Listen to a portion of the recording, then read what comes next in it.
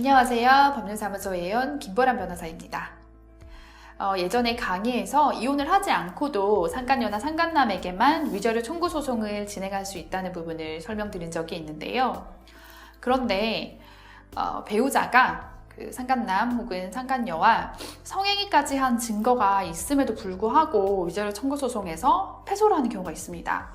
이런 경우에는 왜 패소를 하게 됐는지, 이런 것을 방지하려면 미리 어떤 증거를 확인해야 되는지에 대해서 설명드리겠습니다.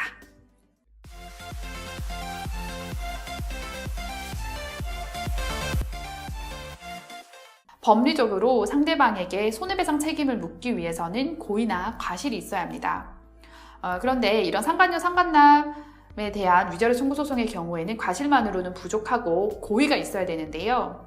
이 고의라는 것은 상대가 배우자가 있는 사람이고 이 사람과 내가 어떤 부정행위를 함으로써 상대방에게, 그러니까 그 배우자에게 어떤 정신적인 손해를 입힐 수 있다라는 고의가 있어야 합니다.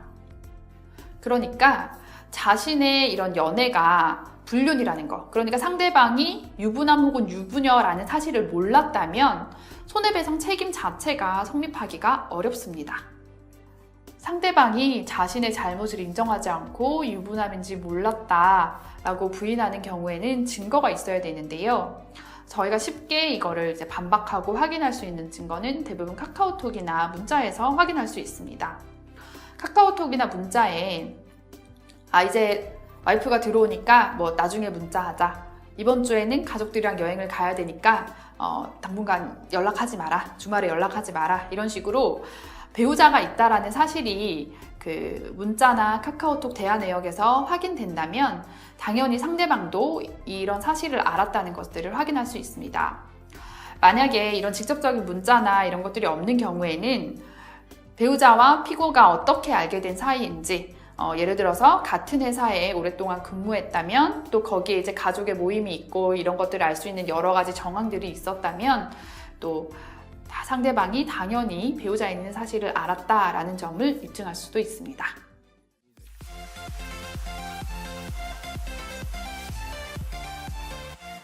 당연히 배우자의 불륜을 알게 되었을 때는 또 자신의 감정을 추스르고 이성적으로 대응하는 것은 거의 불가능한 지경에 있는 것은 사실입니다.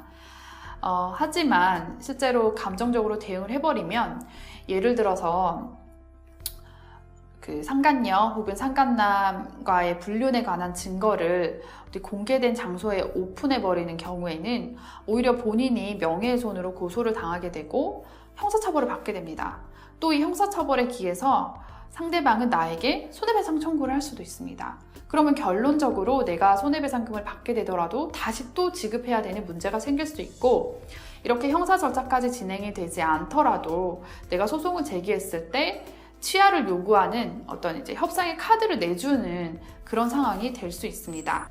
또 불륜 사실을 들키게 되면 상간녀 혹은 상간남과 배우자가 적극적으로 공모해서 증거를 인멸하고 어떻게 하면 이 사실을 은폐하고 축소할 수 있을지 적극적으로 공모를 하게 될 수 있기 때문에, 그 사실을 알고 증거를 이제 확보한 즉시 변호사의 상담을 받아서 대책을 수립하시는 것이 좋을 것 같습니다. 배우자의 부정행위로 고통받고 어떤 방안으로 소송을 진행해야 되는지 고민하시는 분들에게 도움이 되었으면 좋겠습니다. 김보람 변호사였습니다. 감사합니다.